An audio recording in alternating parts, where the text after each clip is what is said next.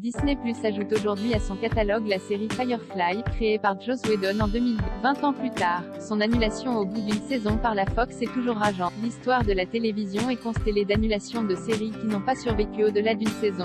La programmation de Firefly sur Disney+ est l'occasion de rappeler l'exceptionnelle qualité de cette série de science-fiction et de regretter une fois de plus son annulation. Tout d'abord parce que le genre du space western est trop peu souvent représenté et qu'ici, Joss Whedon, le créateur de Firefly, l'a tout simplement magnifié. Situé 500 ans dans le futur, au lendemain d'une guerre civile universelle, Firefly suit le capitaine Malcolm Reynolds et son équipage renégat du navire de transport Serenity.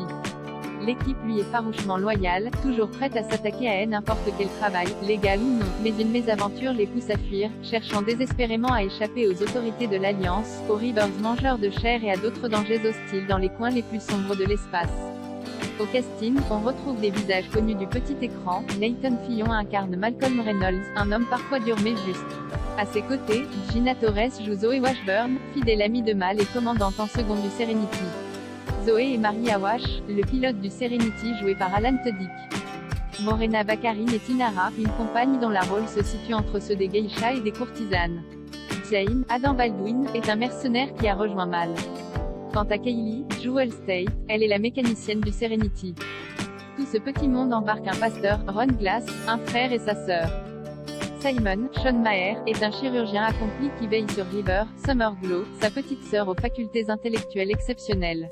Un chef-d'œuvre incompris. C'est un univers où l'Alliance est le résultat d'une fusion de deux superpuissances, la Chine et les États-Unis. C'est aussi un univers de conquête, où de nouvelles planètes terraformées accueillent la surpopulation mondiale qui a provoqué l'épuisement des ressources de la Terre.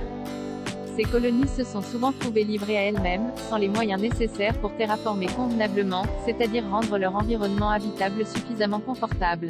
D'où le genre du space western qui s'impose comme une évidence, mettant en relief le contraste saisissant entre l'archaïsme des sociétés face à des technologies avancées. Pur objet de science-fiction, Firefly prophétise un futur dystopique, en s'appuyant sur le monde actuel. Et 20 ans plus tard, le discours visionnaire de Whedon sonne toujours aussi juste. La teneur politique est peut-être ce qui a porté préjudice à cette série qui aurait pu connaître un autre destin sur une chaîne du câble et non sur un network conservateur. Dès le départ, les dirigeants de la Fox se sont montrés hostiles aux propositions de Joss Whedon et Tim Lemire, son coproducteur. Firefly, c'est 14 épisodes passionnants. Seuls 11 ont été diffusés par la Fox, qui plus est dans le désordre. Et le pilote initial, composé de 2 parties, est diffusé en dernier. Un vrai gâchis à rattraper au plus vite sur Disney+.